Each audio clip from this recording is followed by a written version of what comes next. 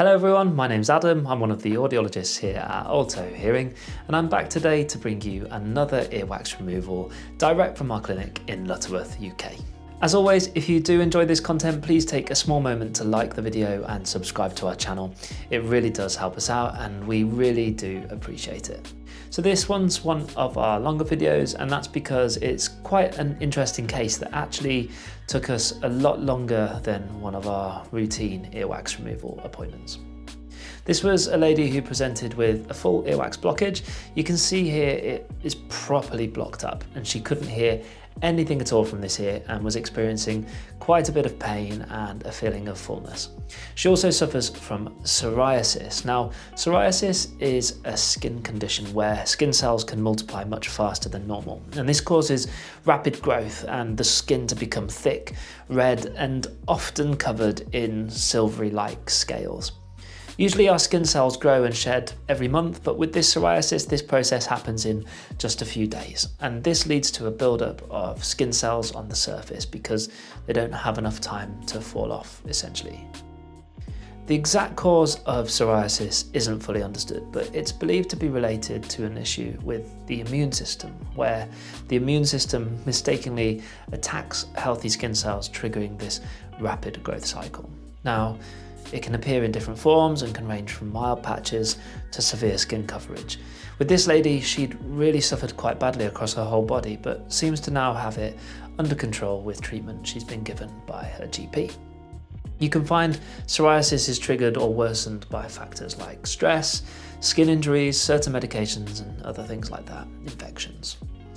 So it's important that we're aware of these conditions though when doing earwax removal for a few reasons.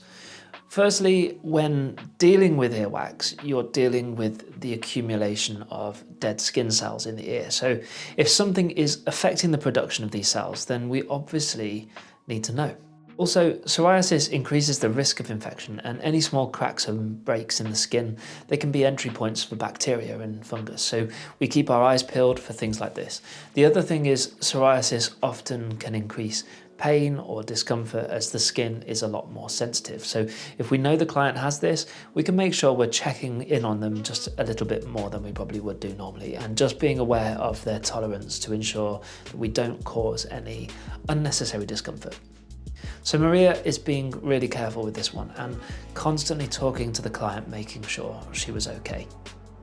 This was one of the first earwax removals out of our new clinic room. So in Lutterworth, we've got a clinic that we opened in September 22, and we started with a clinic room and a reception downstairs, but it's got so busy that we've now decided to do upstairs out, and we've put a second clinic room there, which is totally dedicated to earwax removal. We've still got the kit downstairs if necessary as well, but it's just opened up our availability a lot more.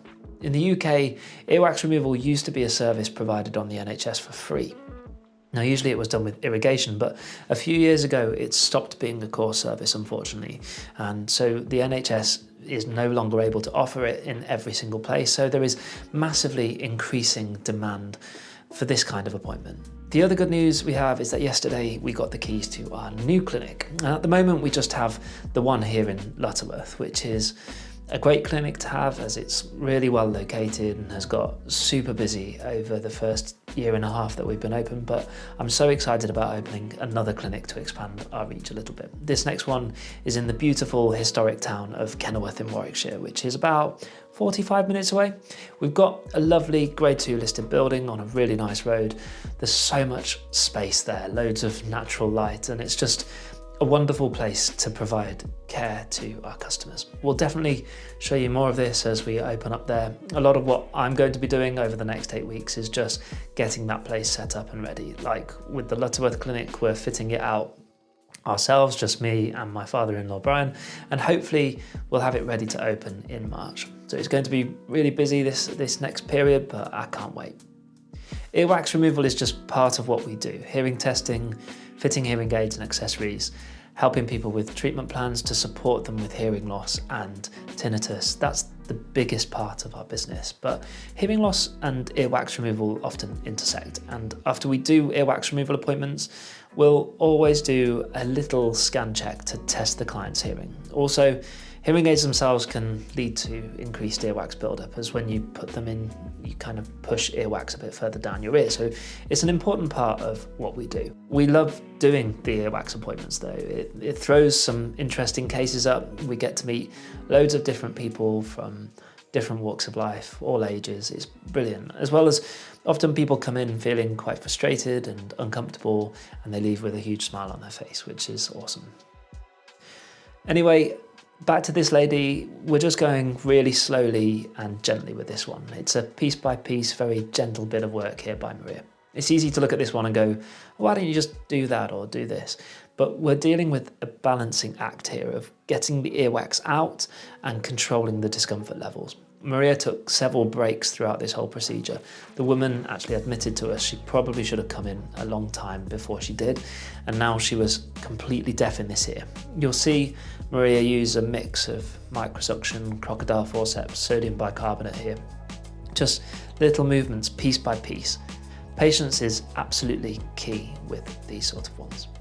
It's tricky as well with endoscopic microsuction. You're holding up the endoscope in one hand and you've got the Zollner tube or instruments in the other, and you have to hold them up to the client's ear. This can be a bit taxing on the healthcare professional or the clinician.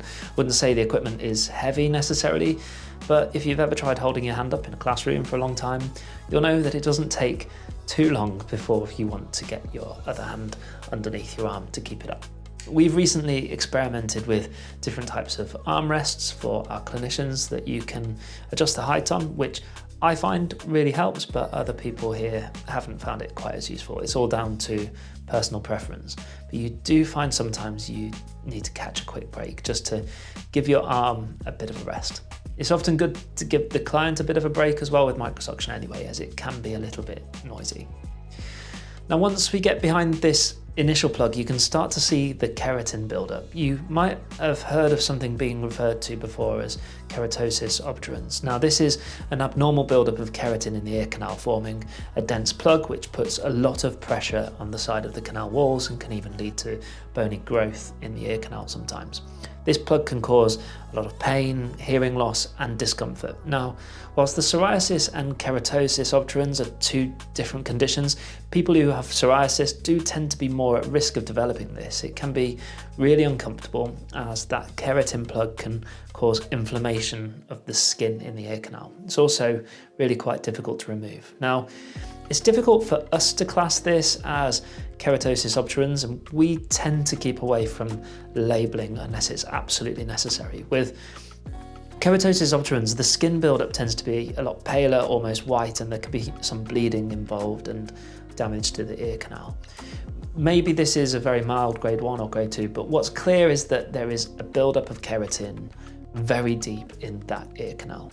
It's not really for us to diagnose these though. All we can do as hearing care professionals is to keep an eye out for things that look abnormal and then refer appropriately to the right professionals. What we really want to do here is remove as much as we can of this keratin buildup and get a good view of the ear canal and the tympanic membrane.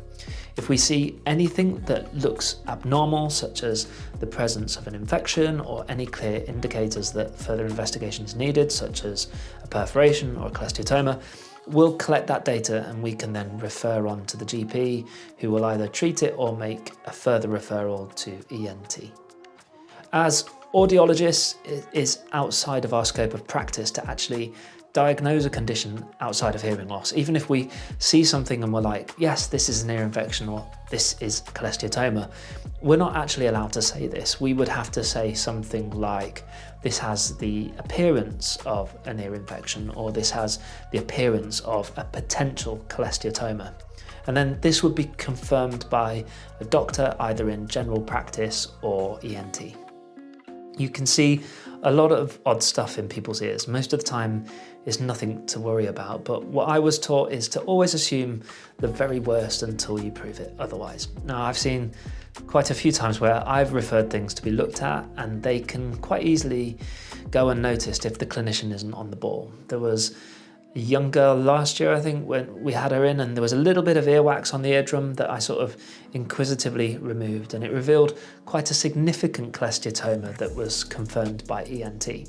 these things are quite easy just to glide under the radar if you don't know what you're looking for. And this is another reason it's quite useful to see audiology or healthcare professionals if you're having earwax removed. Mariia is just being really careful here, using a bit of oil where she needs to and just going really gently. When you have this sort of thing going on in your ear, it's quite important to see a professional quite regularly to get it removed. If it builds up to a level like this, it's not very nice. So I'm sure we'll be seeing this lovely lady in a little bit more. She was absolutely thrilled at the end and so much more comfortable and finally able to hear again out of that ear. So that's it for today. I hope you enjoyed this video. If you did, please give it a like and subscribe to our channel. There are plenty more earwax videos on there for you to watch and lots more to come this year. Take care.